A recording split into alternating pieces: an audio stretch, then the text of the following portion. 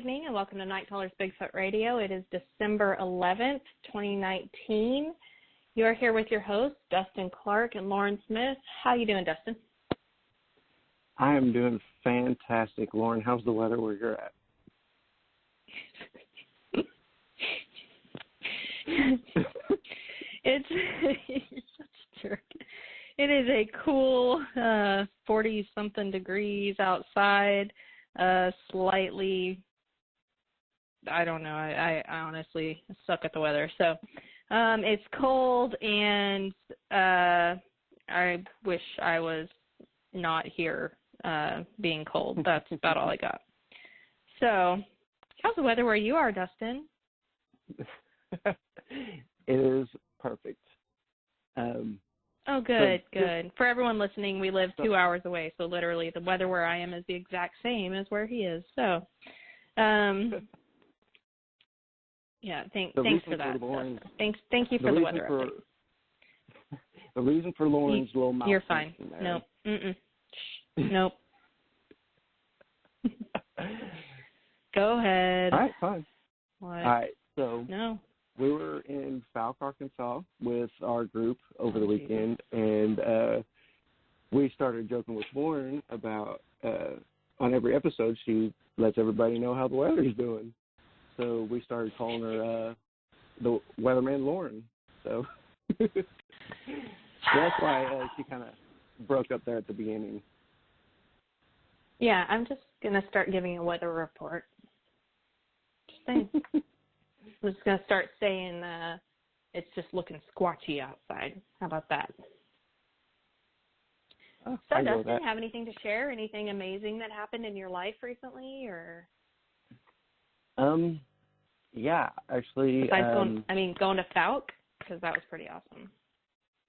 Yes, we spent the weekend in Fouke this past weekend, and I don't want to take too much away from our guests tonight, so I'm going to do a Facebook Live probably on Friday about what I saw, but I finally had an encounter, and I finally got eyes on a Bigfoot Saturday night, and I am still in shock, and on Friday I plan on doing a live video on my Bigfoot group and in Night Callers.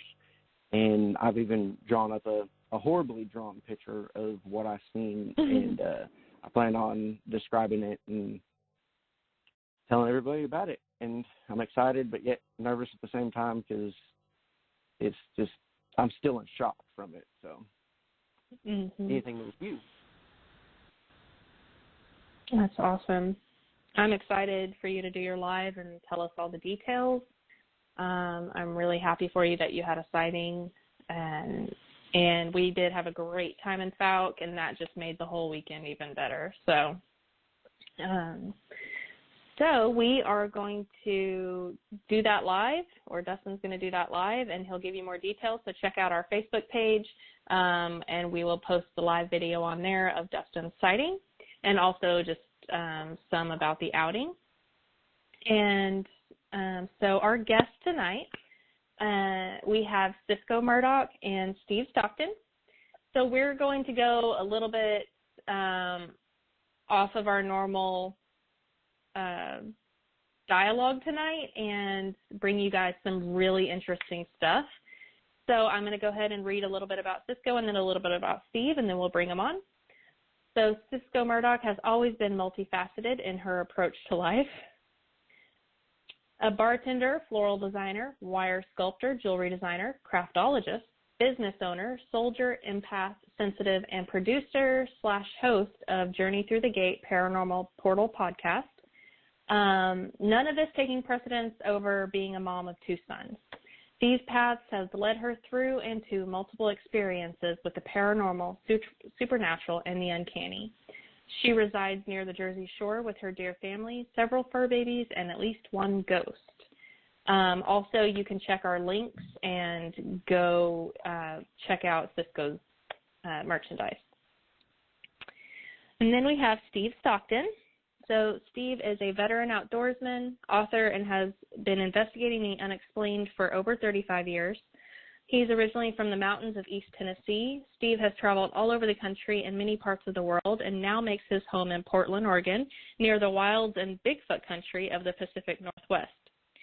Steve cites his influences are his gypsy witch grandmother, who told him multitudes of legends and stories as a small child, as well as authors such as Frank Edwards, John Keel, Charles Fort, Loren Coleman, Ivan Sanderson, Colin Wilson, and Nick Redfern.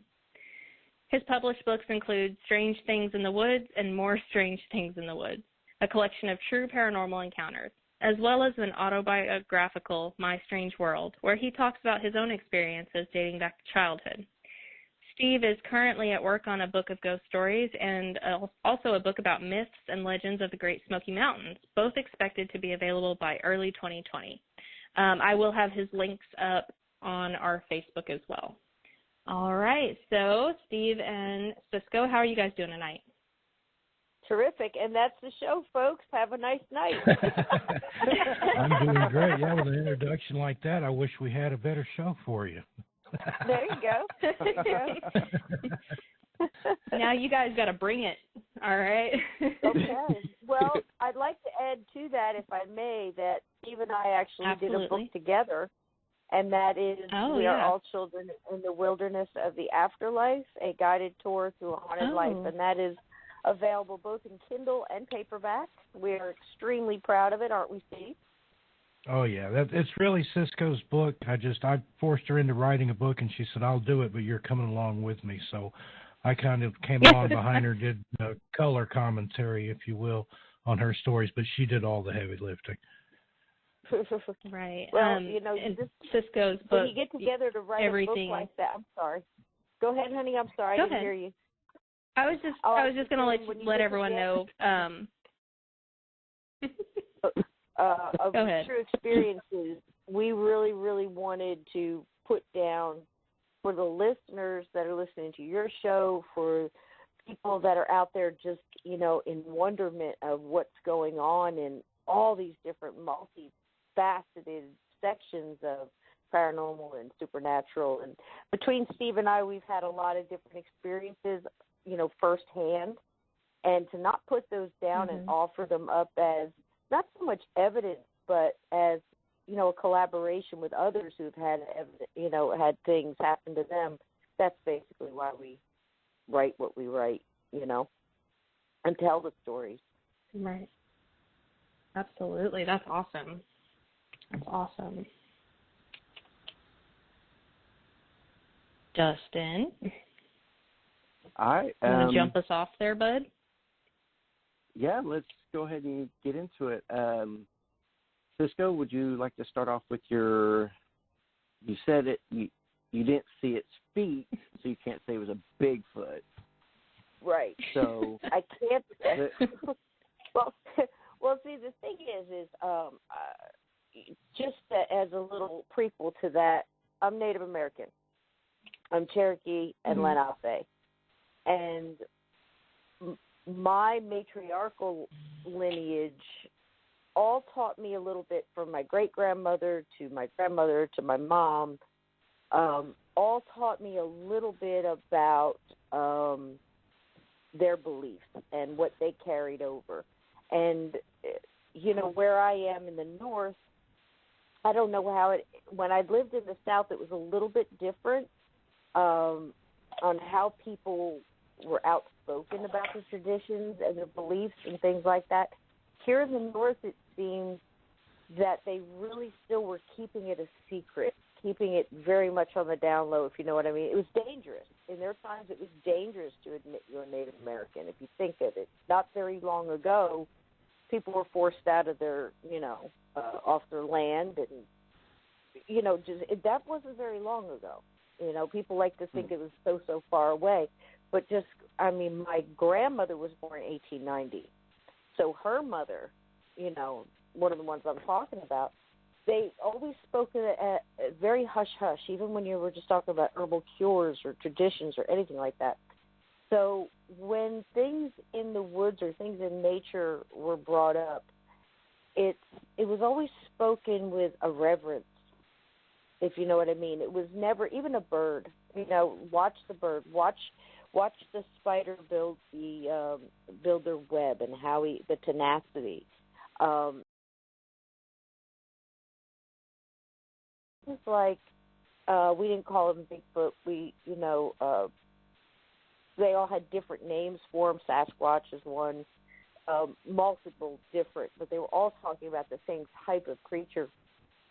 And we always thought it was more spiritual, if you know what I mean, like had more of a connection to, we believed it has more of a, let's say, almost interdimensional kind of feel to it. You know, they could come and go. If not come and go, at least be able to go off and hide and come out, you know, wherever that hiding may be. You know, you can get real deep and say, you know, into another dimension or through a portal. Why not? You know, we don't know that, you know what I mean? It's like I don't know enough to say that I know. All I know is what I feel. And as an empath, you can feel things in the woods. You can feel, don't go there. You can feel a euphoria at the same time, like just an openness and a welcoming at the same time. So if both those things are true, I honestly believe that things in nature they know things that we may not know, even if we think we know everything. So going into this, I was living in Alabama, and it was northern Alabama. Yeah, and I'll tell you, when I was driving, I was literally driving parallel with the Tennessee line, okay? So that's how far north I was in Alabama. And I'm riding with my son, and I'm driving, and he was about 9 or 10, and we were going home. And I lived in very rural, like Tony Harvest, Alabama. And it was all farms and cornfields where we were driving. And if anybody's ever driven in farm country where the corn is high and it's late at night, it's a different kind of driving experience because you're driving to the point of you're worried that something, a deer, a person, something's going to dart out from the corn, and you have to be very aware, and you certainly can't see much. The roads are very narrow, and all you really have is the moon in your headlights. So we're driving along, and I get this feeling. I'm extremely sensitive, and like I said, I'm an empath, and I'm getting kind of a foreboding feeling. I don't know how quite to describe it. It was more sadness. It was like an extreme sadness was coming over me. And usually I'll get that if I go to a battlefield or if I go through something like that. I'm used to that, but I wasn't used to it on this road. I drove it every day. And I just started to slow down because I really felt like something was coming. Something was going to jump in front of my car, like I said, like a deer or something along those lines. And sometimes you have kids, running through the corn and, doing stuff they shouldn't be doing or just having fun. And all of a sudden they realize they ran out of corn and they stumble into the road. I mean, I've seen that happen. Cow, horse, anything.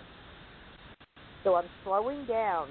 And as I slow down, it's getting closer and it's getting stronger. And I look at my son because he, at this time, started to show signs of being able to pick up these things too.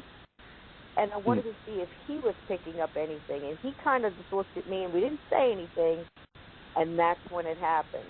I drive by, and on the passenger side, closer to my son, there seemed to be like almost an opening in the corn, and not so much that the corn was not there, it was something was standing there. And as we drove by, I could see very, very furry, I'd say probably no more than 4 or 5 feet tall, were passing what looked like a young Bigfoot. His face was brownish gray. His hair was more gray than brown. Skin very leathery. All the actual features that you would imagine, almost like a big Pushkin type nose, But the most standout feature, other than its very, very sad eyes, to me I was getting nothing but sadness, not really fear, but sadness and loss from this creature. And it had a huge lip. Its bottom lip was almost pouting. So like you'd stick out your bottom lip like you're pouting, you know, to overemphasize. That's what his end inside was all very gray, like a lighter gray. And this is what I caught as my car goes by. Now, I literally locked eyes with this thing. If I had been by myself, I can honestly say I'm about at 90% that I would have stopped to try to help it. I was so overwhelmed. It was almost like coming across a wounded animal, that feeling that you get. There was no fear. I had no fear. The only, any kind of fear or scared I had was because my son was in between. He, you know what I mean? He was closer to it, and that mom kicked in, and I had to get my son out of there, because if it did want to attack or hurt or anything like that, it would have gotten him first, you know. And our windows were rolled down. I mean, it was, you know, it was such an odd situation, and that's when I just sped up, and I just like get him out of there, you know, get my son out of there. Yeah. We passed it, and he just turns and looks at me and he goes, "Tell me you saw that." And I said, "Yeah, honey, I saw it." And we didn't say anything. It's like there's like this dead silence, or you just talk about it. There wasn't anything like, "Get a picture." At the time, you know, we had like flip phones anyway. You just didn't think about it like you do now. But neither one of us wanted to turn back. And neither one of us talked about it till we got home. And he got the same feeling from it that I did. Now, is that a Bigfoot sighting? I don't know. But I got to tell you, I felt so sorry for this creature. And I really did want to help it. And I feel bad I didn't go back and try to help it. But that's just me. You know, I feed birds and animals out my back door all the time. I live by the woods, you know. So I didn't get any kind of fear from it. The only thing looking back now that I would think about was if it was lost and a parent was out there, and that would have been a bad situation to be in, you know, as far as its parents protecting it, you know. But that's what I saw. That's awesome. That is awesome. I'm pretty positive if I had, you know, my kid in the car, I probably wouldn't stop either. Debating on which kid it was and how good they were being. Right. Well, see, I wasn't ready for anything like that either. You know what I mean? It was just, I mean, I wasn't going out looking for it. I wasn't prepared ahead of time. You know, you go to a different mindset and a different preparedness when you're going in to look for something, or just even in nature, say fishing. You know, you're sitting around, and that's when you become aware of your surroundings. You're a little more chill. I'm trying to stay dry, and to see that, and to see its eyes, and just have this overwhelming. I cannot stress. I can't find the words to describe the longing and the loneliness. And I don't know if it was lost. It didn't make any kind of gestures towards me other than just look at me like it was just standing there, arms down, hung down its side, long arms, and big old belly. I mean, it was just, I mean, I just felt so bad for it. But maybe, again, like I said, maybe that's just me, because I feel bad for them anyway. I hope we don't ever catch one and poke and prod it and put it in a cage. That's just nuts. That just goes against everything I believe. That's just me, you know. I'd rather be the kind that, you know, sits down and tries to communicate, or, you know, offer help, or maybe insight. You know, have you guys ever heard of any of the telepathic signals that people are getting from the Bigfoot? Have you guys ever heard that on your show, where people are actually getting a telepathy from them, or is that just something I'm hearing? Yeah, we've had a few people come on and talk about mind speak. It's varied. It ranges from brief conversation or a word or so to full-on conversations. I really believe that's very possible. Yeah, I believe also. I believe Les Stroud has came out saying. I could be wrong.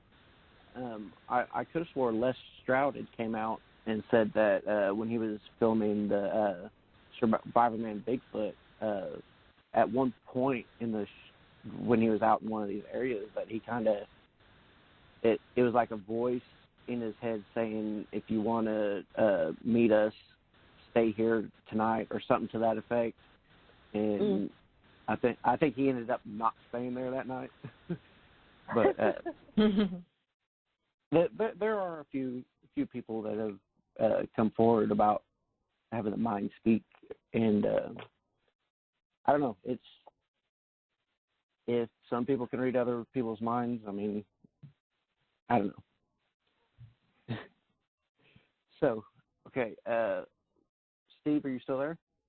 Yeah, I'm still here. I'm just enthralled with Cisco's story there. I've heard that several times, but I love it every single time she tells it, and I can feel that empathy and that sympathy there. That just sounds like a interdimensional kid that got lost from its mom or something. And on the telepathic side, there's a place out here just across the river in Washington State called Essetti Ranch.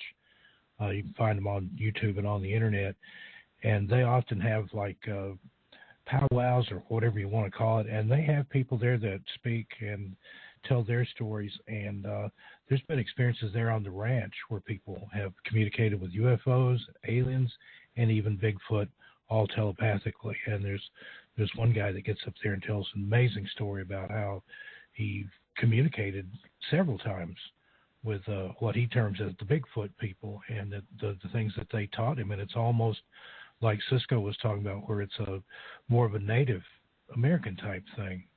Some of the lessons and things that they've told him, about conservation and being kind to one another and things like that. It's really amazing when you just take the time to listen, and that would be somebody they would communicate with. I think somebody that's not trying to kill them or get evidence, but that just wants to sit down and telepathically communicate. Yeah. It's a wonderment, Like I said, I just want to go down to the record. I just hope they never do find them and catch them. I just think that's just so, I don't know, for something to have existed for so long, obviously, and be able to just maintain whatever lifestyle, whatever colony or pack or whatever you want to say, and still exist under these conditions, deserves all the reverence we can give it. Yeah. I mean, it's just amazing to me. I would be happy if we never caught one, but I was able to find an area where I could go and consistently see them. That'd be fantastic. Well, see, that's just it. You might catch more. It's just there's a little paragraph I wrote in my book. I can't remember what part it is. I believe it's probably in the Gettysburg chapter, where Steve and I have talked about this oftentimes, and I know your listeners usually are talking a lot about cryptids and things like that. But I'd like to offer this. I really believe that most of these things are all intertwined one way or another. And what do I mean by that? Anything, obviously, that we don't know about, we put it in that category. That's not quite what I mean. What I mean is energy-wise. We really are all connected energy-wise one way or another, And why not all these things, too? I mean, if you can look out your backyard and you can see a squirrel and you can see a bird, you can see, I can see raccoons, I can see possums, I can see wild turkeys and deer, and I can see all these things coexisting together, and really, in a different levels, they all play off of one another. You know, they all do something in nature that keeps the whole ecology going. Well, if you take that to the next step, why not Bigfoot? Why not even go as far as to say aliens or other universes or other dimensions? Ghosts, if you believe in ghosts are certainly a part of us. They're just an energy, a piece of us, you know. And all these other things that are around that we're so mystified by, and elementals and everything else. It's all been here before us, and even we will be here after we're gone. So why not have it all just coexist together, if that makes any sense? Do you know what I mean? Yeah. Yeah, no, coexisting would be better for everyone, but the only bad thing is there's always a bad egg in there. Yeah, you bet. Mm-hmm. You bet. There's always that one Alrighty. that want to harm rather than coexist. Right. Mm-hmm. And I think that's why a lot of them get harmed. You know, that's why they're getting that reaction. And, you know, even paranormal investigation, I know a lot of paranormal investigators, and I know a lot of people that go out by themselves, go out in groups. I know people that go out in groups with mediums and psychics, and we tended to take a lot of the feeling and the sixth sense or the senses in a way out of ghost hunting, if that's what you want to call it, or paranormal investigation. Years ago, when the reality paranormal TV show started, they just wanted to go to science. Let's prove it through evidence, you know, prove me wrong with science, that kind of thing. And they said, we're not going to go on feelings. We're not going to go on the fact that the hair standing up on the back of the neck or that we feel pressure change. We felt it. We're going by what's on this piece of equipment and what's on this. And that's fine, you know, as far as the equipment and trying to get all of the different things in the tech that you can use to try to prove or show or whatever you want to call it. But when you take the heart out, when you take the feeling out, you're cutting off your senses. That's like putting on a blindfold and trying to walk out in traffic, you know, and not have your hearing and not have what you can feel and what you can, you know, and just proving that there's cars there. If you see what I'm saying, I can prove it because I can hear it. I can prove that something came across the tape. I mean, that makes it sounds like I'm making fun of it, and I'm not. I'm just saying we were given senses for a reason. We were given six senses. No, and we all have intuition, you know. That's fair, and, you know, I feel like you have to have that in the field. Bigfoot researching, we were out this past weekend, and, you know, we go out, and me and Dustin, we were actually climbed a tree, and we're just sitting in the tree talking and waiting on everyone to come back up the trail, and everyone walked by, and then one of our group members stopped and just turned and shined his light right on us. And I said, did you hear us? Did you see us move? And he said, no. He said, I felt you guys looking at me. I could feel it. There you go. Yeah. There you go. Have you ever been in the woods? Now, this has happened to both Steve and I different times. But have you ever been in the woods just minding your own business, everything just goes quiet, and the air around you changes, and you can feel almost a sucking of the air around you just comes out like you're in this almost a void.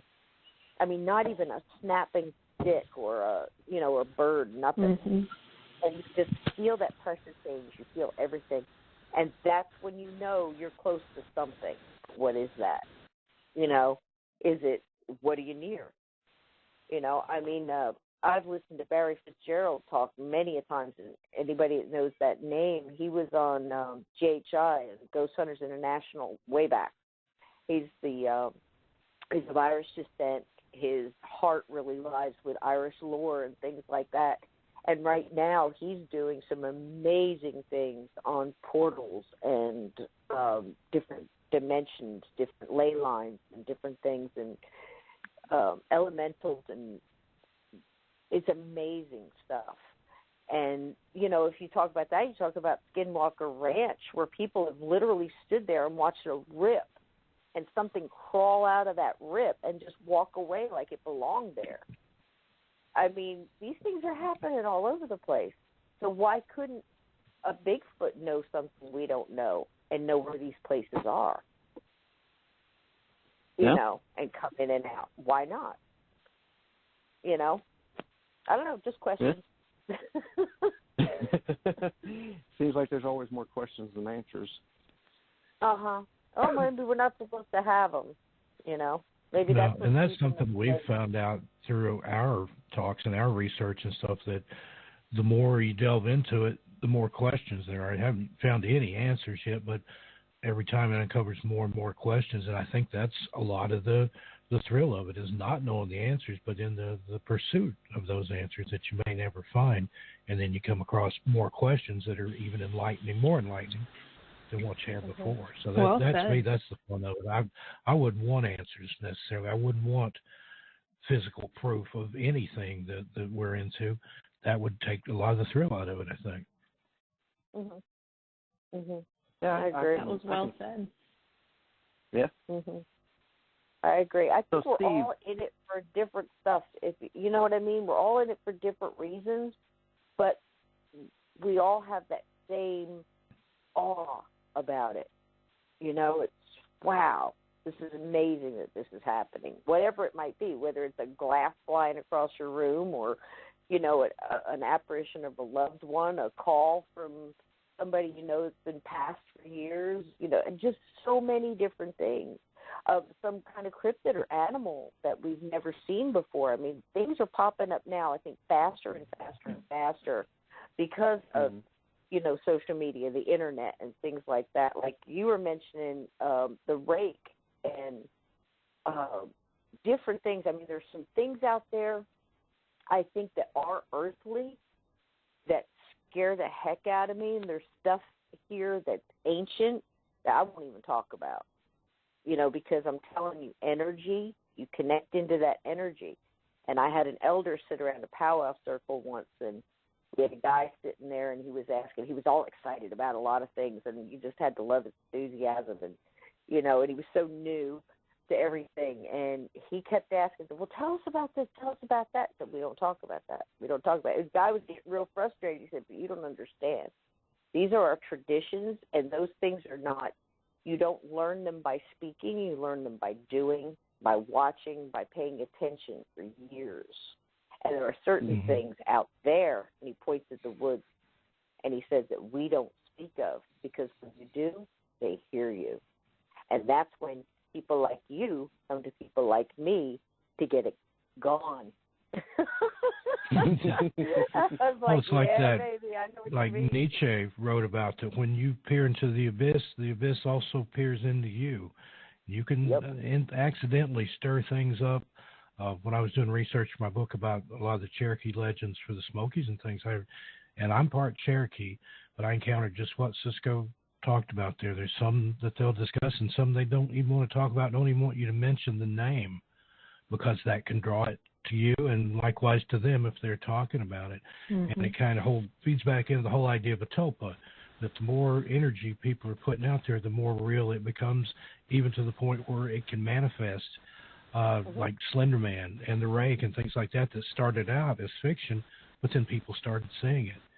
And there's an old story about, I love to tell about Walter Gibson, the guy that wrote the old Shadow stories for old-time radio and the pulp magazines and stuff. He spent so many hours pouring his little heart and soul into these stories that people who would come over to his house for dinner and things would actually see a figure like the Shadow, like Lamont Cranston with the overcoat and the slouch hat and the big scarf and everything, lurking around in his apartment, that he had put so much thought and so much energy into that thought form that it was able to manifest itself. Creepy story, but that it was told for the truth.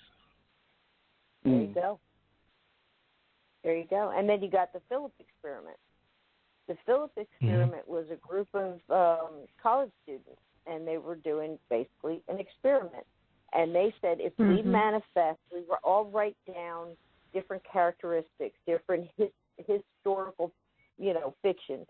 If we write down all of this, can we create an energy that will respond like it's a ghost through our equipment and it happened. Now, is that a collective thought from all the people that manifested that energy? Is it an energy that was already there that said, sure, I'll give you what you want, here you go? Just like the Slender Man. Was that a creation from that person who sat there and drew it and created it, or graphic art, whatever they did? Or was it an entity standing behind them, putting the thoughts in the head so they would create? It's like the chicken or the egg. Those are the questions we just don't know. Because I know personally I've been in the room when I've seen, been with very good mediums, very good psychics, very good psychic mediums, which are three different things, and had them all writing notes that each one didn't see, that I didn't see. And we know that there was a ghost or spirit or entity in this room, and it manifested three different ways to four different people. That's how it did. Now, if something has that kind of knowledge and that kind of some people would say it's a trickster. Well, we like to give things little names like that, but what does that actually mean? That means that within a room that you're in, you've got an entity that has that kind of power to appear as a young child to one person, as an old man to another, and as a black mass, a powerful black mass, to two others, and all give different information at the same time to those four different people. Now, what does that mean? You see what I mean? That's insane. And it took a long time for everybody to figure out it's one thing. So, do you see what I'm saying? How is it doing that? It's appearing. It's crazy. So to try to put things into, we often find, and Steve and I talk about this all the time too, is we try to put things in little file little file things, put it in a file cabinet, and then you go, wait a minute, that one goes over here too. Wait a minute, that one goes here, here, and here. It's like, and how do you harness something like that?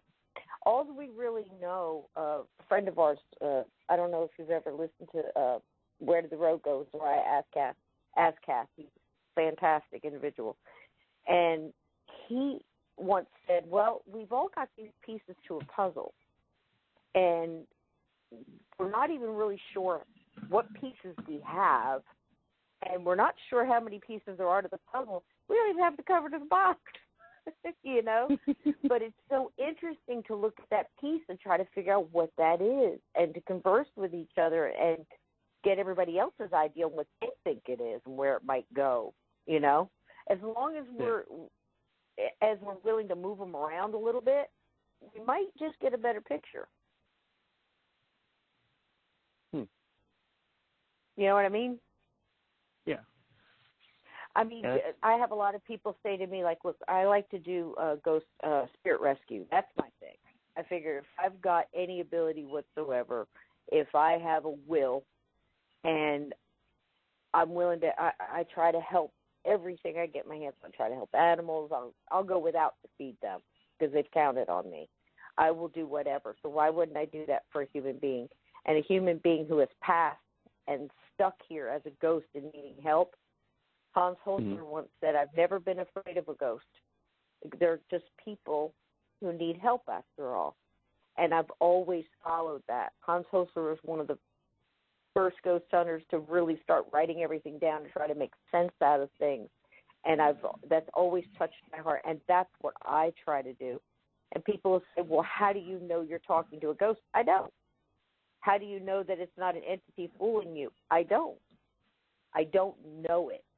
I feel it, and it goes through my filters and hard-earned lessons over 45 years of I'm comfortable right now thinking that that person is Harry, and Harry needs help.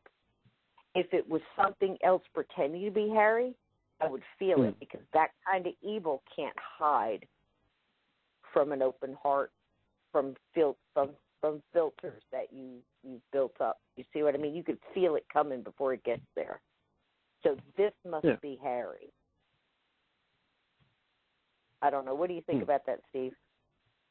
Yeah, I agree. I think that kind of discernment, it comes with through trial and error sometimes, and just with age and experience. That sometimes, I mean, I've walked into places and known that there was something evil there without any shadow of a doubt. And then other times I've had something that, it felt like it was a residual, what was left over of somebody that needed help, or somebody that was stuck here or stuck between planes of existence, or whatever you want to say. But you learn to trust your feelings and to trust your gut on things like that. And you can never be too careful. I know Cisco and I, we both carry crystals. We both smudge our homes regularly with sage, sprinkle salt in the corners. I do that when I'm traveling. I'm staying in a hotel or something. You never know what's gone on in there, or what's been in there, or waiting on you. So I open up the door. This is my house. I'm going to be here for the next couple of days. Anything that doesn't belong here, get out. And you have to be ready to do battle with stuff like that, or it'll run you over. Yeah. You hear that, Dustin? You said salt. Yeah. You said salt the. You said salt the corners. My grandmother used to always. She would salt the window panes. Yep. And every door. Yep. Across the doorway. Yep. Yeah, and she might have done the corners, but I've never actually witnessed her do the corners. I witnessed her do the rest of it. But you gonna do that? There's lots of that.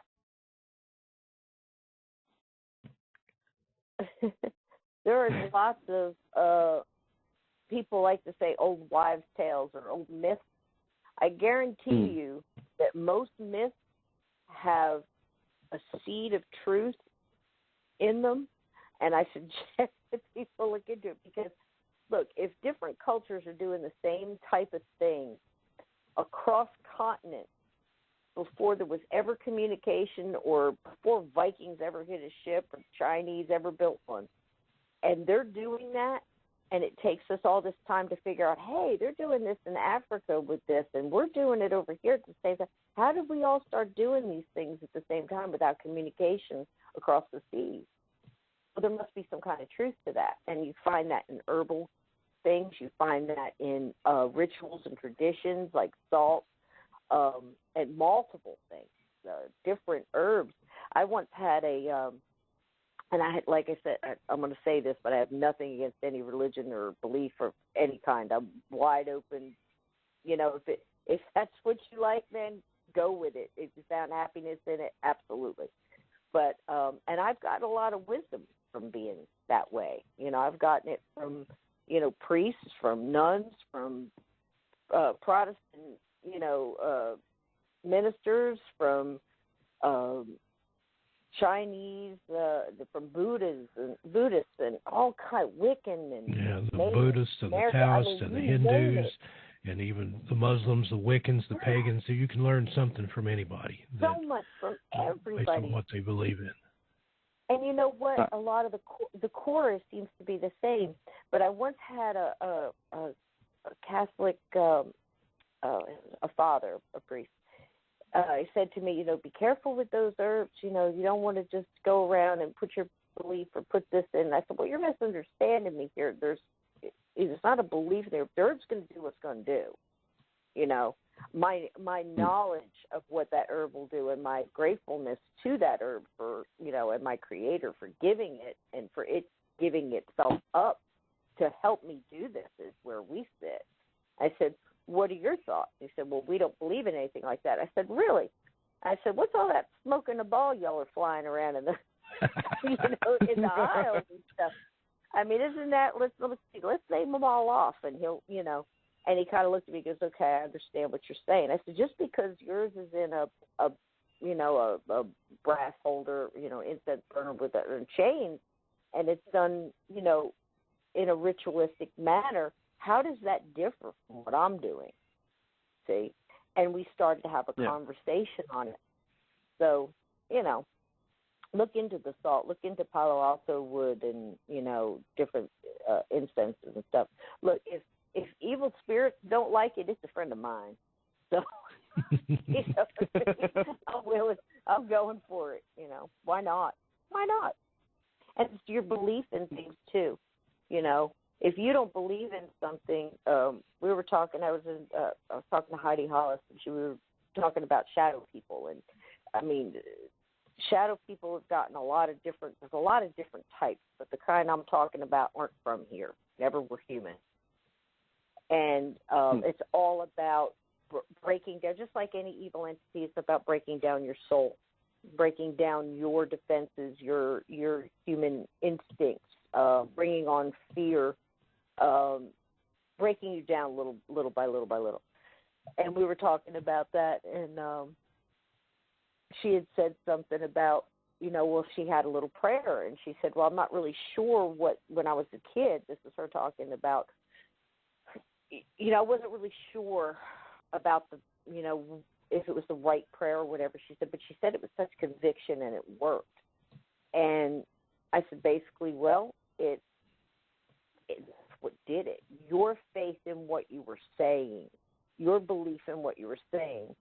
It's if you don't believe in what you're saying, you can recite the best prayer or the best whatever ever written. If you have no belief in it, you might as well throw a slipper at it. It's about you and what you're portraying. I believe Stephen King had a thing, I think it was in It, where the kid believed that his power was in his atomizer that he used for asthma, and he squirted it at the evil being in it, sent it back because he believed in it. He believed that that had power, So maybe it's all just in the belief. Who knows? That's interesting. I didn't think of it like that. Just you believe. Yeah. If you hold up a cross and you don't have any faith in that cross, whatever you're holding that cross up to is going to know you don't. You see what I mean? If it can read you like that, and that's what most of the evil entities do. They know what your fears are. They know where your convictions are. Even a human ghost who was a jerk in life and took that anger with them, and that's why they're stuck, and they just live on that vibration, on that frequency. It's the first thing it's going to hone in on is your fears. It's going to feed on that. It's going to gain strength from that fear. So, of course, it's going to continue to do the same thing that makes you scared because that's food to them. You see what I mean? Yeah. So that's what we need to tell people is to not be jerks in real life because you're going to be stuck that way forever. Can we say the word? Like when your mom used to tell you if you make a face or cross your eyes, it's going to stick that way. So it's...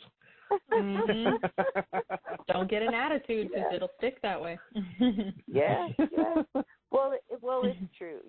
It's we call them earthly burdens. We all have them. We all have our hang-ups. We all have our glitches and the things that are our weaknesses. I get angry really quick. I've got that Cherokee native stuff going on my redhead.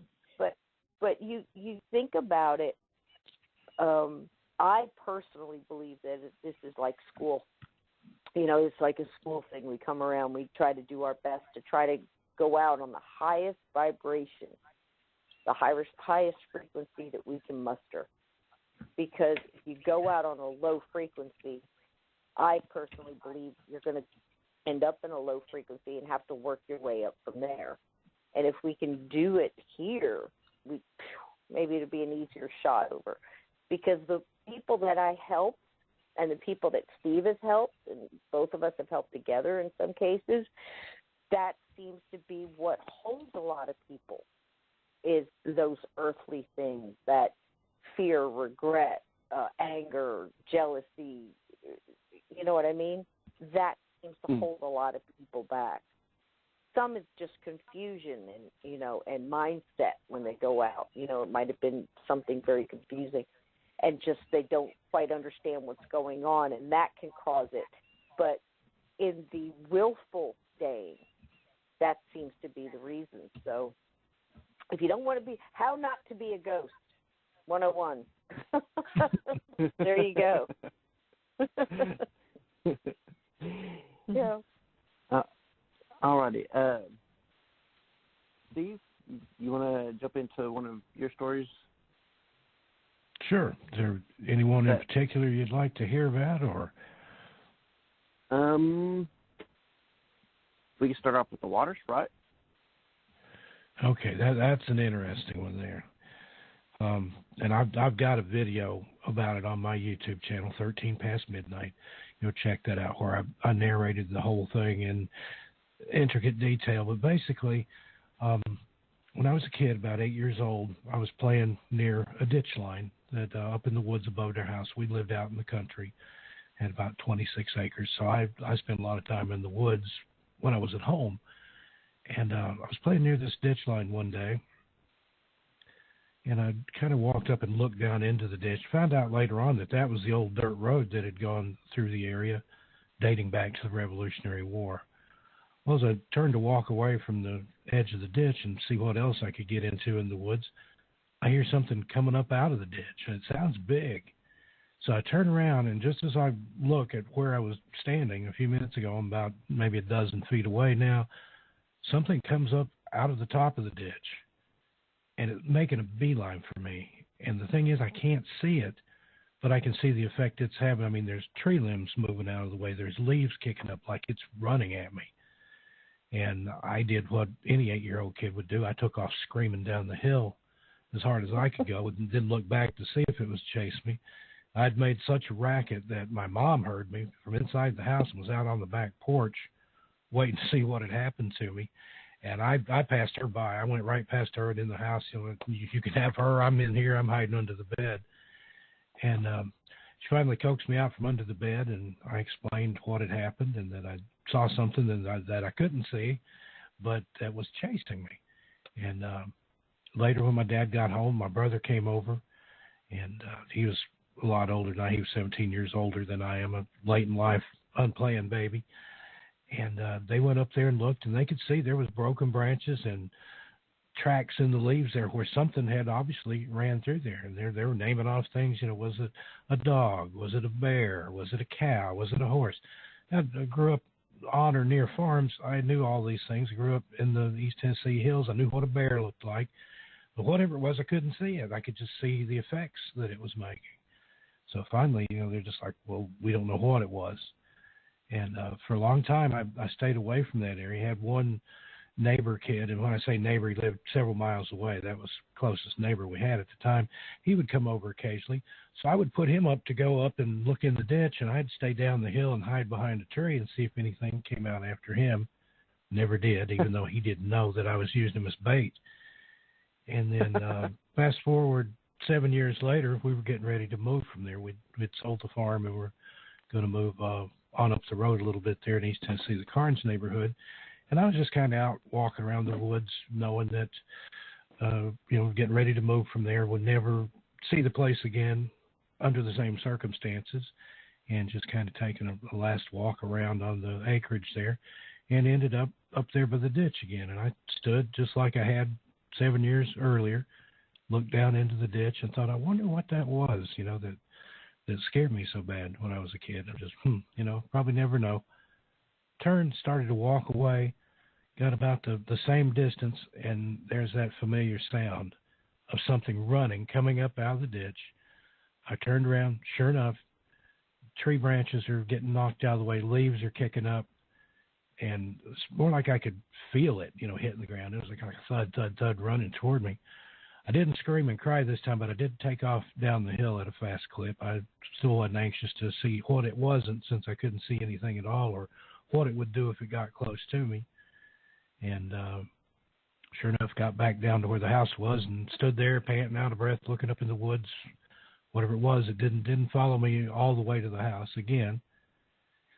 And probably about 2 or 3 weeks later, we moved away from there, and I haven't been back since.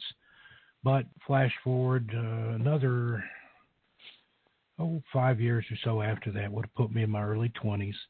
I was working in Knoxville, had a place over in Cedar Bluff, and there was a guy that I just knew from work. And one night, work was over and we were clocking out. He's like, hey, you want to go to a party with me? Just, a few friends sitting around watching TV and whatever. Sure. I didn't have anything planned. So I ended up going to this party where I didn't know anybody, but the guy I was with didn't really know him, just apart from work. We'd never hung out socially or anything together previously. And so sitting there, and some of the girls that were at the party had dug a Ouija board out from under the couch. And they're, let's try this out. Let's ask some questions. So they're sitting there. There's 3 or 4 of them working the board, and they're going around the room asking people questions and getting this, that, and the other answers. And they finally got to me, and I thought, I've got a humdinger for you. And the only thing I said was what scared me as a kid. Now, I'd never met or seen any of these people. I'd never told that story to anybody, and certainly not the guy that I worked with. But sure enough, the board starts moving around, and it spells out WATERSPRITE, water sprite. So they're like, what does that mean? And I'm like, I don't know. And they're like, well, maybe the board's thirsty, it wants a drink, it wants some water, it wants a Sprite. So I just, they moved on. And the next day, now this was in the days before the internet, I went to the library in Oak Ridge, where I was living at the time, went up to the reference library and said, what can you tell me about a water sprite? And she dug around for a little while and finally came over the table where I was at and brought a couple books. And I can't for the life of me remember right now which it was, but there's 2 fae beings, elemental type creatures. One is a naiad and one is a dryad. One is a spirit of the woods and the other is a spirit of the water, and I can't remember right now which one it was, but either one would be particularly fitting, because that area where that happened, there was also 7 natural springs that flowed into one that went another 300 yards or so into the lake. We lived close to the lake there that had occurred when the TVA, Tennessee Valley Authority, dammed up the Clinch River and made Melton Hill Lake back before I was born. And that's according to the Ouija board. It was some sort of elemental, some sort of fae or fairy folk, some sort of guardian of the woods or the waters there. And I don't know if there was something there that I wasn't supposed to be around, and it was scaring me away from it, because there was a legend in that area of a hidden treasure. Some guys had robbed either a stagecoach or a train there back either right before or right after the Civil War, and it hid some gold in that area. We had a guy show up from California one time that knew the legend and wanted to look for it with a Spanish dipping needle or Spanish dip needle, a type of dowsing device.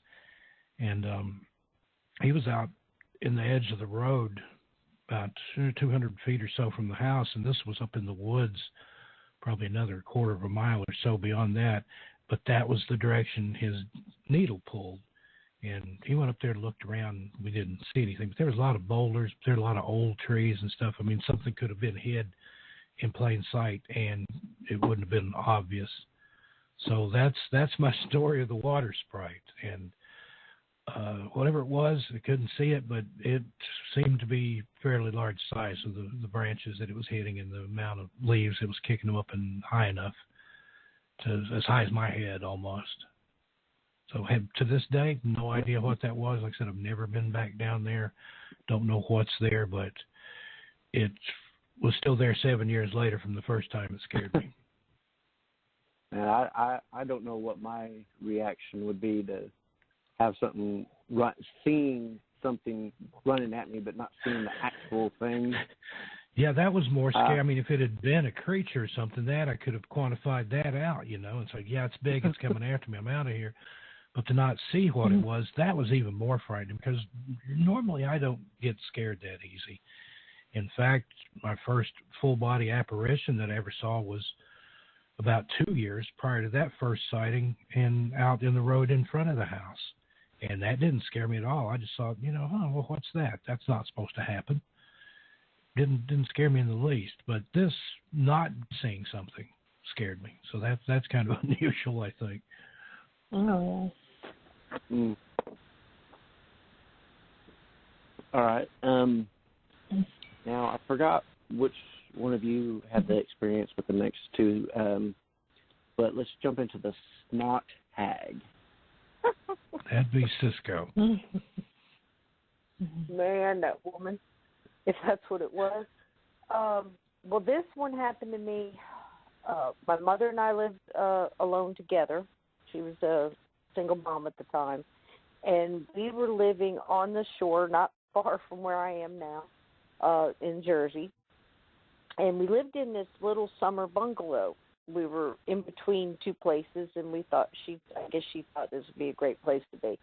Now, this summer bungalow, if you're not used to what that is, they're usually very small. They were meant to, usually for people who worked in the big hotels and stuff in the early times of the boardwalk, back in, the early 1900s and stuff. That's where they would live, so further away from the shore. And they had an awful lot of windows because that's how everything cooled. So there's windows all around this tiny little bungalow. It was just a one-bedroom little house. And on the back end were woods.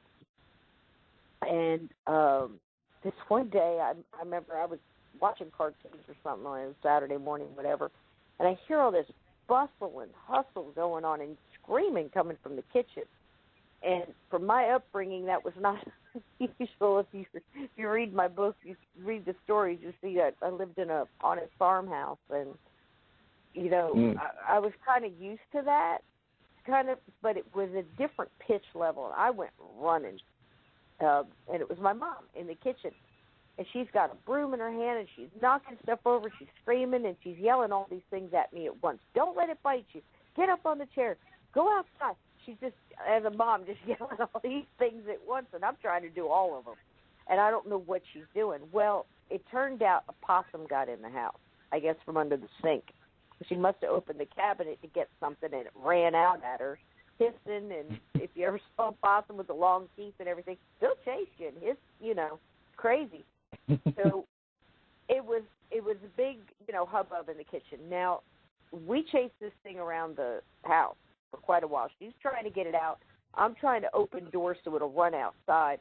And it decided to run off into the back bedroom. And my mom went in there, and I'm holding the front door open, hoping that she'll get it out the front. Well, she comes out of there after everything got quiet, she comes out, she's got a white pillowcase in her hand, and it's a blood stain growing on the outside of the pillowcase. And I know, and she's upset. She didn't want to kill this thing, but she did. She was scared. And both of us love animals. It was really, I know farmers and people that have to do this all the time, they're going to think it's silly, but we were just broke up about it. We did not want to hurt this thing. So I tried to comfort my mom, and she said, I didn't want to do it. I was scared it was going to bite you. And I said, let's go bury it in the backyard. Let's just get this taken care of. Here, me, 8 years old, taking over. So we did. We dug a grave for it. We buried it right in the edge of the wood line as you go in, right at our back door. And we buried it together. And when it was all done, I felt like I should do more. Now, like I said, I was 8. And I picked up a couple sticks and took a ribbon out of my hair. I always had pigtails at the time, and made a little cross for it. And I just felt so sad. And like I said, as an empath, I was still just coming into all that stuff. Felt bad for my mom, too. And I said, I'm going to do a couple things. I'm going to sing a song or something. And she said, okay, do what you want to do. I'm going to go in the kitchen. I could see my mom go into the kitchen. I could see her through the screen door. She wasn't that far away. And I sat there, and I sang this little, Sunday school song I knew about animals. And it was about God and creation and all this stuff. And I don't even remember the whole song now, but I mentioned that because I think that might have had something to do with what happened next. And I'm doing that, and then all of a sudden, I'm sitting on the ground, and I just feel like I'm being watched. And I look around, and my grandmother always taught me, listen. So I'm listening. Do I hear anything? Like it was fall, the leaves were on the ground, and I didn't hear anything crunching in the leaves. So I kind of continued my song, and I looked back down, and it got worse. Whatever it was just this inherent evil. I could just feel it. I mean, all the things, like your skin, you get the goosebumps, your hair stands up. You can almost see the hairs popping up on your arm. the back of my neck, and I just knew, but I didn't know where it was coming from. And I looked up, and I could see through the trees. It was like some thin trees. And I look up, and I see this woman, and she's standing, I'm going to say maybe 25 yards away from me. And she's got long, scraggly, really messed up hair.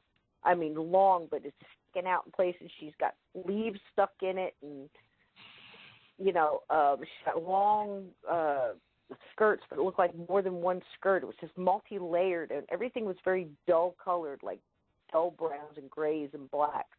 And those shawl, and I remember there was leaves stuck in that, too, and I thought that maybe she fell down, because that was the first thing that went through my head. She fell down. That's why she's got leaves all over her. And I tried to look away from her and go back to what I was doing, because I just thought I just caught her at a bad time. That's what I was feeling at the time.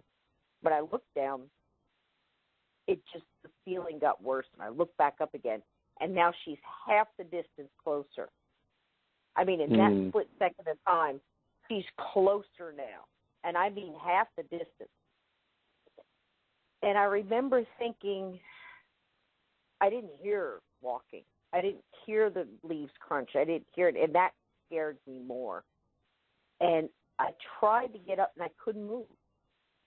And now I'm looking right at her, and now she's behind a tree, kind of halfway behind a tree and looking around, and I could see her hands were like, her arms were splayed out to her side, and she was making a fist with her hands and then opening her hands real quick, like she was throwing something, but nothing was in her hands.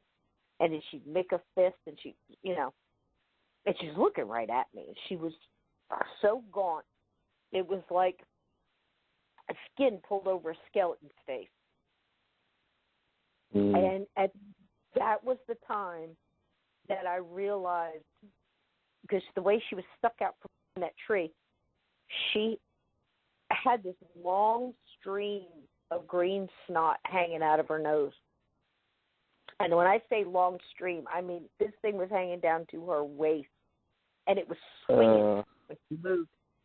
And I remember thinking to my head, now, as gross as that is, I'm thinking as a kid, that's not right. That was, to me, that was the thing that wasn't right. It wasn't normal for that to be happening.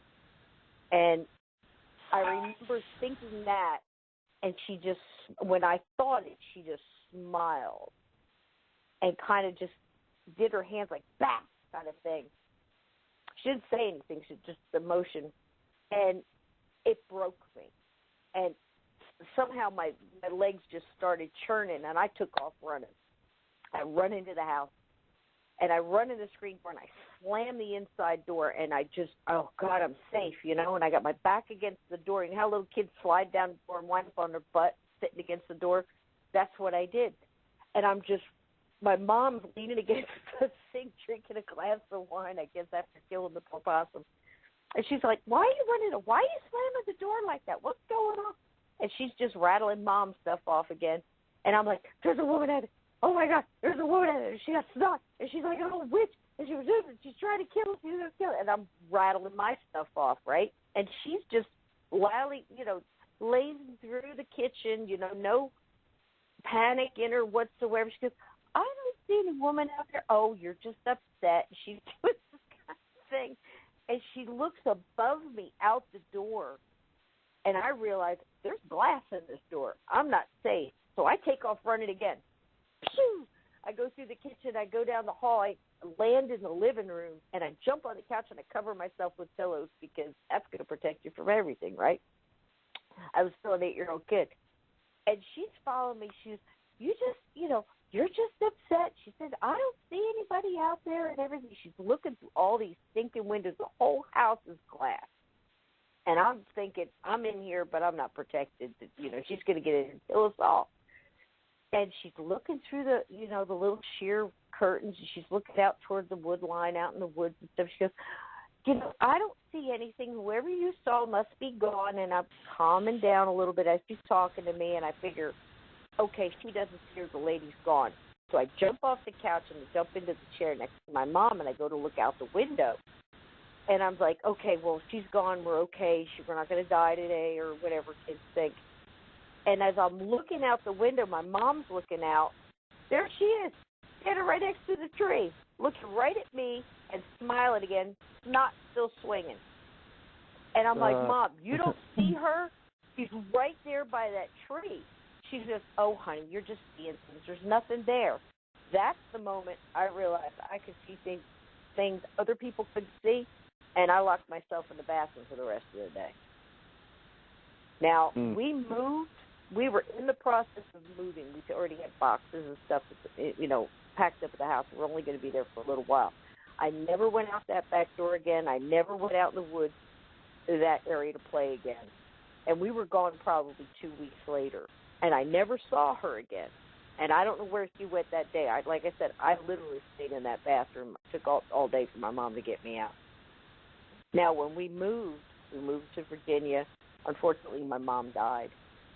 And a long bout with cancer. And I moved in with my aunt and uncle who lived in the same town. And it was about 2 years later. And I'm in my aunt and uncle's house. They gave me a room, and it was upstairs on the third floor. And I remember looking out the window going, okay, I'm here now. I'm going to school. I'm going to get through this. It's going to, I'm trying to talk myself into will to live again because I just lost my best friend. And I look out this window, and I look out my aunt's backyard, and I look through the woods. And as I'm looking through the woods, it was like toward the end of winter, so there's like no leaves or anything. I see a bench.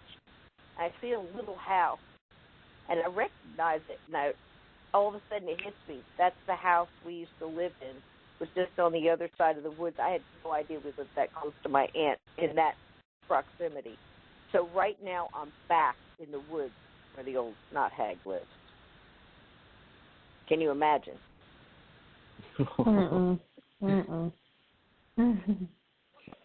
I might actually.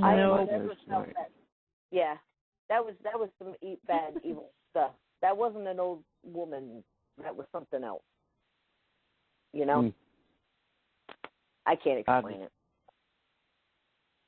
Out of all that, the snot got me. Yeah, it got me too. Sorry.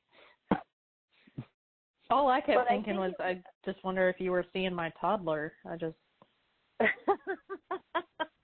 But see, that's it. I don't know. Steve and I, and many other people, we've all talked about it, and like to this day, I have no clue. I don't really want to know. But I think it was that thought of that normalcy in my little kid's mind where I'm like, that's not real. That can't be right. She can have leaves in her hair. She could be coming at me across the, without me hearing. I never saw her walk. She must have been floating or whatever, manifesting whatever she was doing, because she wasn't cracking leaves or breaking sticks or making any natural sounds like that. And that wasn't natural, to me. And then when my mom didn't see her and I'm looking right at her, we're looking in the same spot, then I knew. And that took a long process for me to say, okay, there's been things that I've seen that other people saw at different times and got validated, but now I'm seeing things other people can't see. What does that mean? So I had to deal with all that kind of stuff, It was tough. I never saw her again. I felt her. I lived in that house on the other side of those woods for almost 5 years, and I never saw her again, but I felt her, and I never went in those woods. So, I don't know. I can't explain it. When y'all sent me over the list of some of the stuff to go over, I was like, oh yeah, we're definitely gonna have to go on that one, that story, and I can see it in my mind. And, yeah. I mean, like I said, the first one I saw, I thought she was just an old lady, and my thing is to try to help, I mean, but I was just overwhelmed with that evil feeling, and I don't know if if Steve even had a chance to get those feelings from the water sprite or whatever it was that was chasing him. I think you just heard the sounds that something was chasing you, and you knew to run because something was chasing you. I don't know if you felt anything. Yeah, well, the sound got my attention, and then when I saw the effects of whatever was making the sound, the tree branches moving and breaking and the leaves, more than anything, the leaves stick in my head. That's just the way they were churning up in this thing's wake. Yeah. But it wasn't under the leaves because it was affecting branches higher than my head. So, I didn't stick around. Oh, my gosh.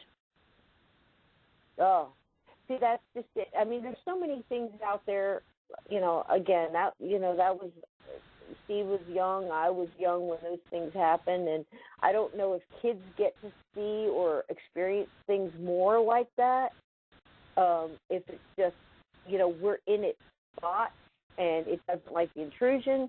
It didn't like the fact that an animal was just killed. It didn't like the song because it had something, maybe that affected it because it was a faith song. I don't know. All those things could have affected or brought her out or whatever it was, But I don't know. It's trippy, huh?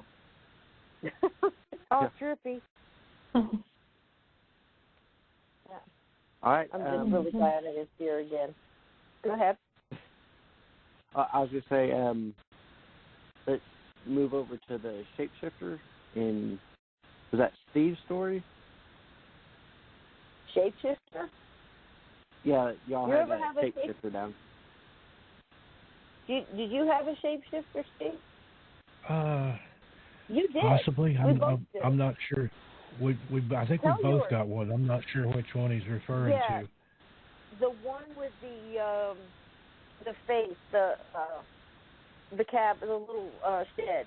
Tell that one, and I'll tell mine. Yeah, that was the second worst time I've ever been scared. Actually, the third. There's one time that I've been scared even more than all the other times. But I don't talk too much about that one for that same reason we were talking about, because anytime I told that story on Art Bell's show one time and had some strange experiences. That was the first time I told it, and I'm kind of reticent to tell that one. But the thing in the ditch, that was, well, it and this story probably tie for number 2.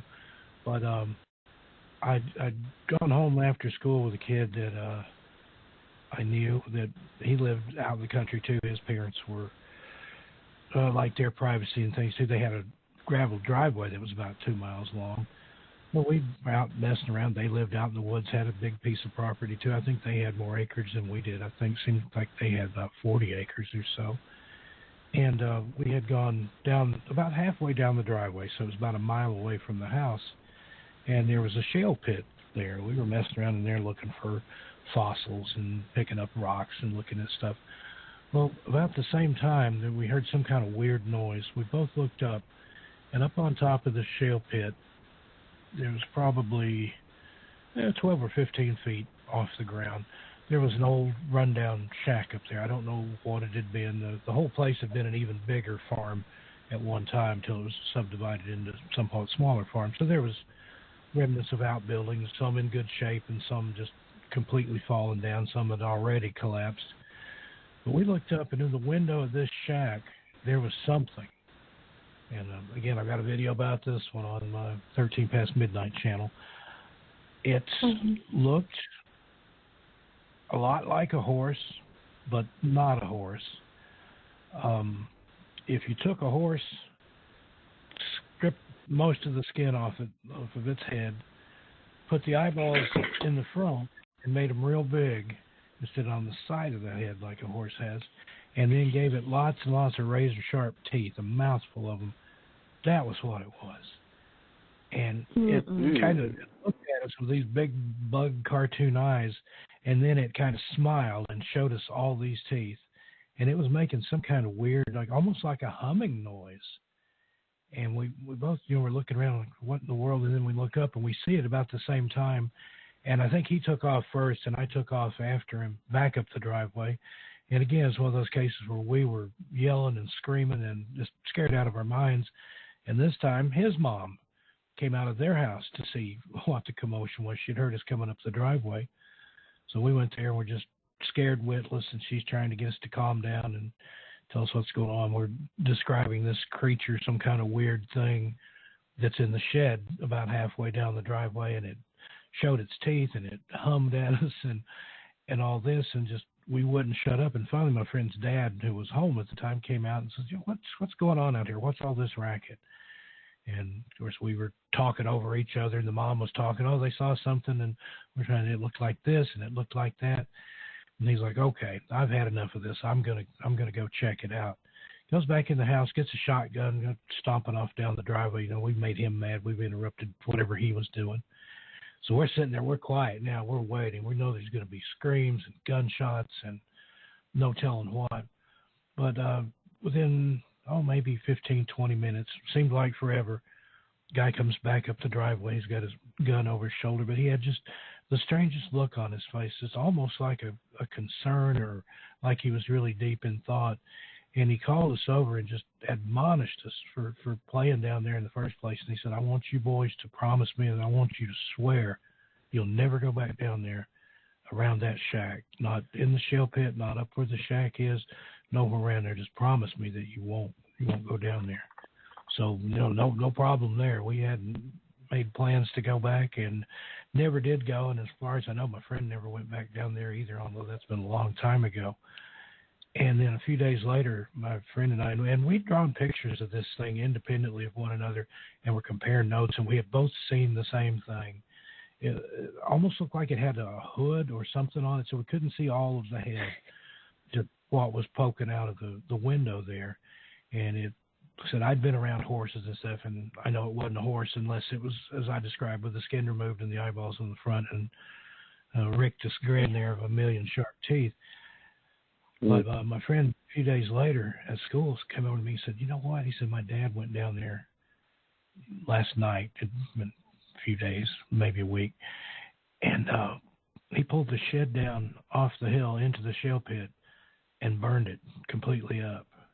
And it didn't really occur to me until years later. But his dad was full Cherokee Indian. And I think that we had saw something that he either knew what it was or maybe it was intended for him, and we just happened to see it first. But looking back with what I know now and the things that I've read and studied about since, and some of the drawings and eyewitness accounts of it, I think it was a Wendigo. Not all of them have antlers. I mean, they can shapeshift. Sometimes they're depicted with antlers, but not all of them have it. If it had any antlers, we didn't see any, but the way it was poking its head out of this tiny little window might not have. And there was no way to get up to that shed unless you climbed up there, and it hadn't been used in years and years, so there wasn't any livestock, any farm animal, anything that could have been in there like that. But I think we saw some sort of shapeshifter there, and again, I don't know the reason, and I believe his dad saw something or felt something too when he went back down there, just because of the look on his face and just the concern and making us promise, swear several times that we would not go back down there and mess around. So he saw something that disturbed him enough that he did go back and pull a little shack down off there with a tractor and burn it. So whatever it was, again, may never know. I've never been back to that particular place since, and so as far as I know, my friend kept his promise and didn't go around it either. But so the Beast of Swanson Road or Swanson Lane is what I've got it termed on the YouTube channel. It's a private road now. It was gravel driveway back then. It's a paved road now. It was lane at one time, and I think they've changed it to road. But it's still there. But again, it's private property, and I would definitely respect the wishes of whoever lives there now, because they've got it posted no trespassing. And anybody that lives that far back out in the woods that their driveway's a couple mile long probably don't want to be bothered. So even though you can find it on Google Maps, but I would advise against going there unannounced. Wow, that's some nightmare fuel right there. Yeah. Oh, we both had bad dreams and things. Like I said, we were obsessed with it almost to a point that we're drawing pictures of it in school, and the teachers, what is this? What kind of, you make it a horror cartoon? What is this? We didn't tell that it was something we'd seen. So just something we we decided to draw, but we had drawn almost exactly the same thing, just a little bit of difference in our art skills there, but it was basically the same type of figure. That's good that you had, someone else there to kind of. Yeah, that was the most real experience that I've had like that, where I actually had a witness that corroborated everything. I mean, we even wrote down what we saw and described it in addition to the drawings. And it was, other than, again, sense of style and writing, and it was very, very similar in what we both described. I was a little more precocious, had a lot larger vocabulary, so mine was a little more flowery and eloquent, but it described the same. I think his had more swear words in it than mine did. I think mine would be only swear words, but all right. The scariest one, though, and maybe I'll come back and tell that some other time, it was an encounter that I had with black-eyed children back in the 90s. And that's the one, every time I've talked about it, something's happened. And it goes back to that, either the Native American principle or the Nietzsche, whenever you peer into it, it peers into you. Whenever I talk about it, it lets me know. And that was just the most frightening thing that I've ever felt, just a totally irrational feel. That it was absolutely primal fight or flight, and I've never felt. And even talk about it now, my hands are starting to sweat here. So, but I'll save that for another time. All right. Have you covered that on your YouTube? No, I haven't done a video about that one. I've told it twice that I know of. Once was on the old Art Bell show, and after I told it. A couple hours later, it was before daylight, but I'd been on there. I think I did all 3 hours, and I heard this just awful screaming inside the house. I wasn't asleep, but I was in bed, and my daughter was living with me at the time, and I thought something terrible had happened to her. I go rushing into her room, fling the door open. I'm like, "Are you okay?" And she's like, "Yeah, why?" And I'm like, "You didn't hear all that screaming?" And she's like, "No." Because at first it sounded like it was right outside my bedroom window. Then it sounded like it was in the house. And there was a knock at the door or something, too. Nobody out there. I had motion sensors and alarms, and there was nobody around anywhere. And I said, "So you're okay?" And she said, "Yeah." And she said, "That's what you get for talking about those black-eyed kids." She'd sat and listened to me while I was on the show. But every time I've talked about it, I'll probably have something happen tonight. But I've had strange knockings. I've had pictures fall off the wall. Just weird stuff. And again, it kind of unnerves me to talk about it, which is weird for me because I love relating these experiences and talking about stuff that I've had. But that one, it was just so far out and so out there that I can't even begin to describe the type of fear that was just rolling off of them in waves, and that just irrational things like. I was driving home 90 miles an hour trying to get away from them because it was happening in the parking lot. And I was like looking over my shoulder. I had a little convertible time, Mazda Miata. And I was literally like looking over my shoulder, like expecting them to be right behind the car or hanging on to the car or something, even though I knew that couldn't happen. And it just irrational. Yeah, just incredible fear. It's a fear like a mouse or something must feel right before a snake grabs it. You just that impending sense of something bad is going to happen. Yeah. Yeah, we can save that story for some other time if you ever feel like coming back on and relaying it. Yeah, I'd love to come back sometime. It seems like the more I tell it, the less severity of the consequences. The first time was. Dude, I'd gone years and never talked about it other than just a little bit to my family. But the second time I told it, it didn't seem to have as much of a cosmic reaction as it did the first time I told it. But a little more prepared now as far as when I do talk about it. If I know I'm going to talk about it, I make sure I'm grounded real well and prepared. All righty. Yeah, we can definitely have you on again. Cisco, you said you had a shapeshifter one as well? Yes, I do. sadly. Well, this one was incredible in the way, I mean, I had, when I was a kid, but I was more like around 11 at this point in time. My mom and I, this was right before she passed, and we were in Deep Creek, Virginia. And in Deep Creek, Virginia, there's a place called the Dismal Swamp. And I hadn't read up on the Dismal Swamp. I didn't hear, any of the, just the locals talking about, things in there and stuff like that, but never to the extent of like we're speaking of tonight, just, rattlesnakes and this and that, and maybe things in the swamp, trying to scare a little kid, but nothing big. The main thing that we were worried about is driving on this one road. It was like a 14-mile stretch with the swamp on both sides, and the road was very, very narrow, to the point of there was this little bridge that one car would have to pull over and let the other car go first, and then you could go, so the cars couldn't go on it at once, that kind of, So we're riding along. This is before, we had seatbelts, so it wasn't, forced like it is now. And I used to lean up, and my job was to look, because if there was, again, anything that jumped in front of the car that came out of the swamp, or, just animals running across the road or something, my mom didn't want to wind up in the swamp. There was no gutters or rails or anything like that. The road ended, the swamp began. And she just had this fear of having to go off into that swamp, and that would be it. You're in the middle of nowhere, and didn't have cell phones back then. So we made a game of it. And this one day we're driving along, and she's not driving very fast to begin with.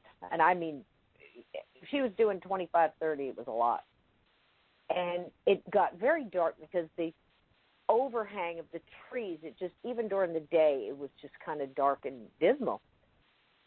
So I'm leaning forward, and we're talking, and all of a sudden, this large black thing just kind of lumbers out of the swamp and stops in front of our car on the road. And we can see it way, way far away. And right away, I'm thinking, is that a bear? And she's, I don't think that's a bear. And now she's creeping up, slower. We're still going, car pace, but, we're slower. She's slowing down. Well, we had hogs on the farm, and she thought, is it a hog? And I'm thinking, no, it doesn't look like one. The body shape was different. So I could say a pig boar thing, bear kind of shape, but it was just different. The body wasn't right. I don't know how to explain that, but anybody who's ever been out in the country, when you see a silhouette of an animal, pretty much kind of what it is. And the body shape wasn't right. It went down almost like a rabbit would sit, or something like that. Hogs just don't do that, and bears are kind of different. So we're coming up on it, and it's black, for sure black. And as we're coming up on it, I guess she figures, if we try to, as the car's coming, it's going to move. Well, right then she realizes it's not, and she starts, tapping the brakes, and we're going to just stop. And she can't. Like, the car is not stopping. And the thing turns its head and looks at us. And in the seconds it took for that car to make contact with this thing, its face went from the first thing it was, if I had to describe it, I would say kind of a boar kind of face. Not so much a hog, but more of like a boar. But it had horns like a goat. Different type of a horn. Its eyes were really deep set and very kind of yellowish.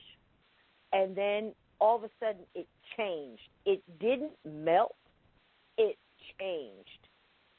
And then it was some other mixed up animal looking thing. And then it changed again. And I mean, it's like morphing. Have you ever seen one of those videos where, it'll be like Michael Jackson and somebody else, and it'll morph into a lady and it'll morph into a guy? It did that. And it was just as faster than I could snap my fingers. It's almost you couldn't focus on the face. The body didn't change. The face changed. And I'm like hanging on to we're in this like Mach 2 Mustang. I'm hanging on to the dashboard there, like for dear life, going, holy crap, we're going to hit this thing. The car hit where it was, but you didn't feel anything. My mom slams on the brakes, what was left of the speed of the car. We stop. Now, in the back of those Mustang Mach 2s had louver kind of black across the back window. So it looked great to the outside, but looking out, you could just, it was looking through Venetian blinds. You couldn't really see a whole picture. She's looking in the rearview mirror. She's looking in the side view mirrors. I'm turned around trying to see where this thing is. I'm looking out the window. Where the hell is this thing, right? And we don't see it. And my mom has just gripped a hold of that steering wheel. And when my mom was scared, I'm scared. And I'm pressed up against the side, passenger side car, door now. And I'm just like looking at her going, Mom, what was it? Did you see that? What, you know, and I'm doing that. She's not saying anything. She's saying to herself, the water isn't moving. The water isn't moving. And now I can look back and process that and go, well, if the water's not moving, it didn't jump and land in the water because the water wasn't rippling. You could see the water. Mm-hmm. Where is this thing? And I guess at that point in time, she thought maybe it's stuck under the car. So she hits the gas pedal, and she goes fast and stops again and then starts looking. I guess she thought she could dislodge it from, I don't know. And she sat there, didn't say anything. She's not answering me. And then she did something that scared the living hell out of me. She reached down and grabs the door handle and opens the door. Oh, my God, she's going to get out. Oh, my God, she's going to get out. I can't even talk anymore. I'm so scared I can't even speak. And then as if she read my mind, she slammed our clothes and we took off. For all she was worth, man, that Mustang, we took that road faster than we've ever took it again. And I'm just like gripped down, but I didn't say nothing. I'm down. I got my head covered. I'm just like, what the hell was that? What did I see? I mean, I was scared. I mean, that doesn't make sense. You can't process that in your head. This face just kept changing. She's not saying anything. I hear gravel, and I know we're pulling in our driveway. And she stops the car, and that's when I kind of look back up at her, and she just looks at me, and she says, stay right there. And I'm like, yes, ma'am. She gets out of the car, and she's taking her hand. I'm watching her go around the outside of the car, and she's taking her hand. She's running it alongside of the, of the car, on the outside of the car. She's looking around the bumper. She's looking underneath. She walks past my passenger side. She goes to the front, and she goes down, and she looks underneath the car, and she just runs her hand across the hood, and then she just put both of her hands on that hood, and she just hung her head and cried. There was no dent, no scratch, no bang, no blood, no hair. We ran right through that thing, and it disappeared. And she couldn't process it in her head, and it tore her up. And I went out to stand next to her, and I said, Mom, are you okay? And she said, we're never talking about this again. And I said, yes, ma'am. And we never did. She was gone about 2 months after that, and everybody said that was like, it could very well be a harbinger of death, black dog, all this other stuff. Well, I'll tell you something. If that son of a gun came to warn me of something bad happening, it was right. So I don't know what it was. That's Shapeshifter. That's and so it was roughly the size of a hog running out in front of the car, right? Yeah, we had big old hogs on that farm that we were staying on, and I guarantee it was bigger than that. It was bigger than that. It just didn't look, its body didn't look like that. Its face did at first, but it was off.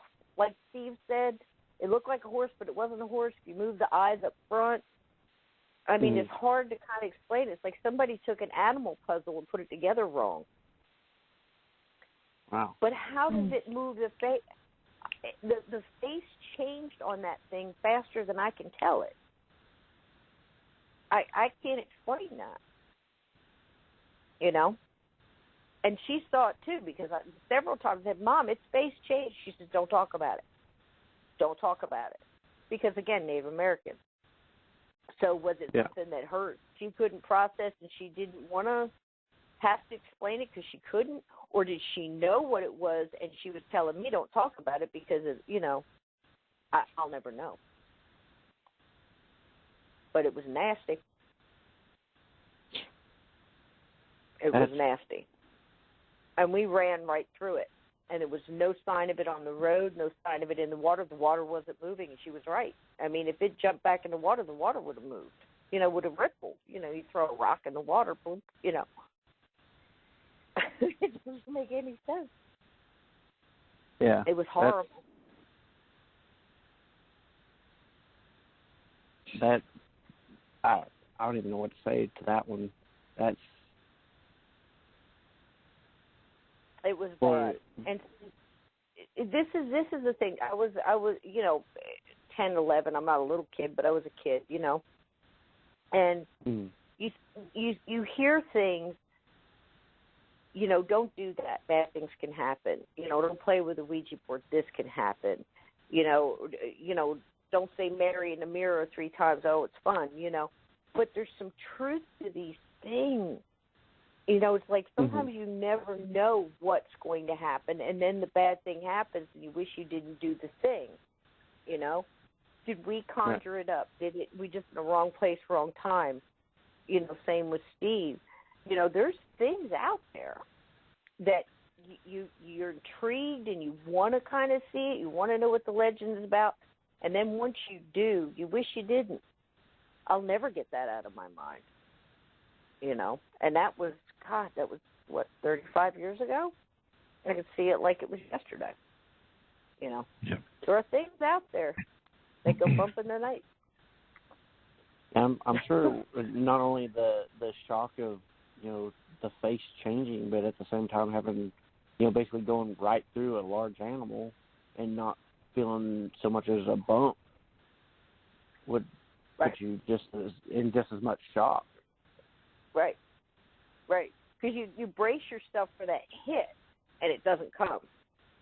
Which is why, as a woman now looking back, as an adult now looking back, very similar to me driving with my son in the car and seeing the Littlefoot, or whatever you want to call him, bless his heart.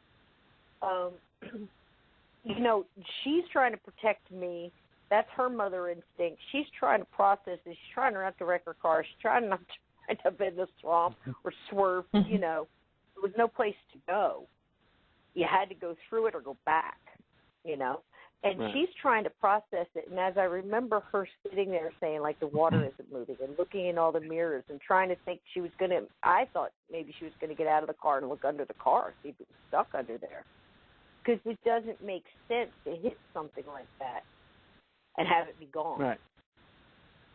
So, I don't know. It's multi-level. I hope I never see anything like that again. I've seen other things, but that one was something. And, if you think about it, like I said, a lot of times people say black dog, it didn't look anything like a dog. In all the faces it changed into, it never looked like a dog. But, there's harbingers of omens. Things that are going to come, things bad that are going to come, and things like that, Then there's also things in Dismal Swamp. Steve's got a story about a whole platoon of Civil War soldiers that went in that swamp and disappeared.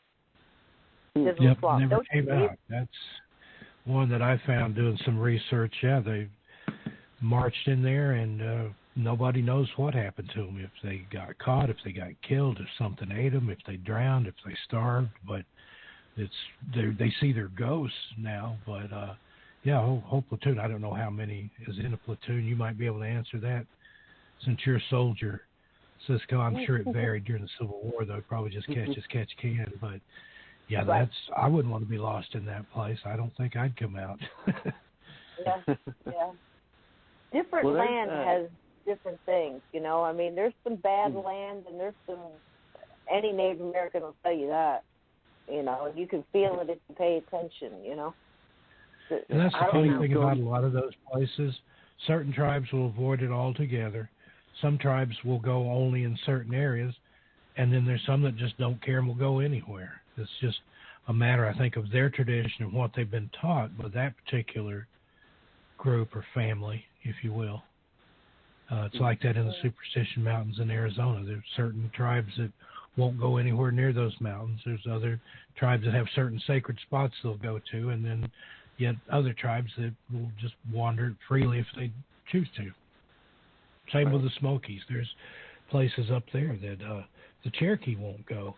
And you were talking about earlier how it goes quiet in the woods and stuff. I've had that happen up there, and that's just the most eerie feeling. I mean, you can't hear the wind, you can't hear the water, not a bird, not a twig, and it just lasts for a few seconds. But it's like being in a vacuum. There's something going on. I don't know if there's something nearby or you're close to something you're not supposed to be messing with. And I've had that happen before. And there's a lot of people missing in the Smokies under mysterious circumstances. I've got a series, 4-part series on my YouTube channel about that, Into the Mist, about some of the strange disappearances, one from the 60s, one from the 70s, one from the 80s, and then one from modern times, so I think like 2010, 2012 or so. But I've wandered off the trail up there before. And one time I stepped into this little clearing, and then there was a tree there. It looked like a Disney tree. It was the most real-looking tree I've ever seen, and that's the only way I know how to describe it. Only seen something like that one other time, and that was behind the Indian burial mound that's at the edge of the parking lot at the Sequoia Museum in Von Orr, Tennessee. But this tree in the Smokies, and it was so majestic and so, like I said, so hyper-real, and it was just the most comfortable place I'd ever seen. And I was overcome with this overwhelming sense that, I just need to sit here by this tree, maybe lay down and take a nap. This is just the most wonderful, comfortable feeling. And then it was like I'd been hit by an electric fence or something, just kind of, and something's like, you better get out of here is what you better do. And it was like whatever was around that tree or in that area, it's like it was lulling me into this false sense of security, of comfort, of, just lay down, take a rest, you'll be all right. And I wonder if maybe some of the people that have gone missing, if they didn't encounter something similar like that, but fell prey to it. I mean, it could be a Rip Van Winkle thing. He saw the little men playing tin pins and joined them and then fell asleep after drinking from their jug and woke up 20 years later. But I don't think the Smokies should ever wake up at all and might not even be found. There's several people that have disappeared there without, no trace whatsoever. That just literally stepped off the trail, sometimes in front of people, or walked ahead of a group, gone. I don't know if you're familiar with David Paulides' work, 411 Missing 411 series. He found clusters of that all over the United States and the world. But there's weird stuff in the Smokies. There's legends of little people up there too, and fairy lights, lanterns that, if you're nice and kindly, they'll maybe lead you to where you need to go. Or if you're not so nice, they'll lead you to where you're even more lost in the woods and then wink out altogether, and there you are. There's a lot of strange things in any mountain range, but there seems to be a more pronounced aura of it in the Smokies. I don't know if that's just my Cherokee heritage that it speaks to or because I've spent so much time there, but I've hiked a lot of places on the Appalachian Trail. Never through-hiked it, but I've been on it some in every state that it goes to except for Maine. And there's a lot of weird places out there. Well, I think that's all we'll have for you tonight.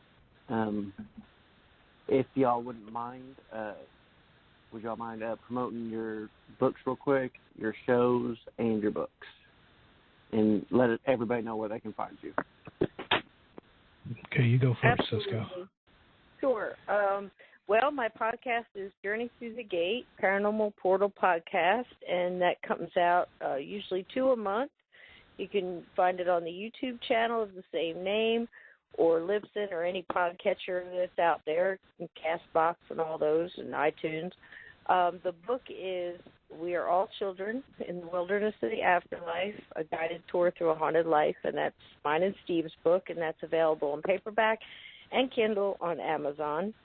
And you can find me on Facebook right there with Steve, and we're trying to do it. We're all over the place, aren't we, Steve?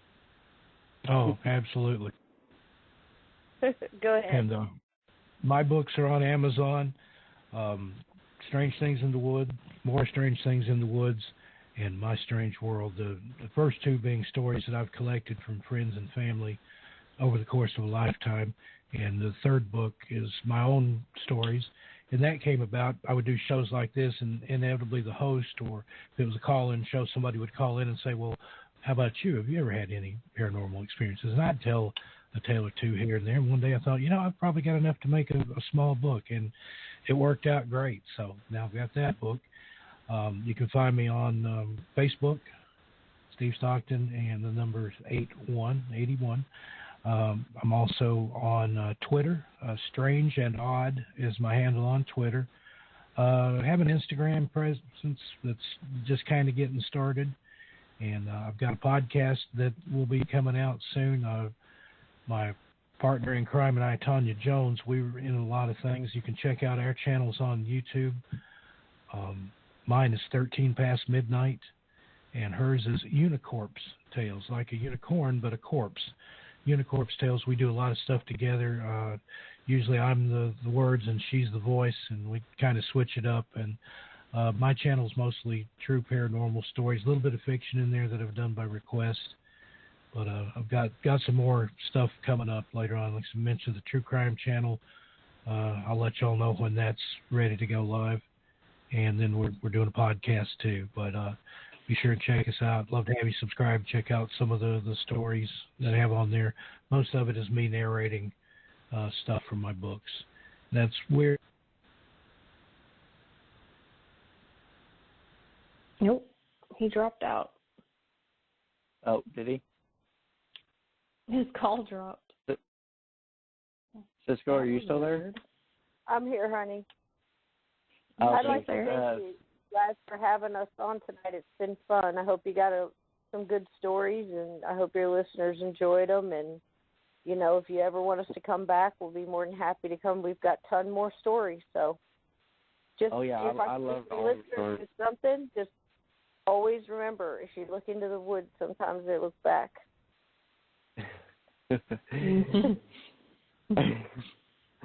All right, thank y'all so much for coming on, and we for sure want y'all back in the future to tell more stories, because I loved all of them. So, I'm so Loren, glad. do you have anything? No, I appreciate you guys coming on. You both were great, and we hope to have you both back again soon, and hopefully do a solo show with each of you. Absolutely. Okay. Y'all have a wonderful evening, and happy holidays to everybody out there. All right, you as well. Thank you. Good night, everybody. Okay, good night. Good night.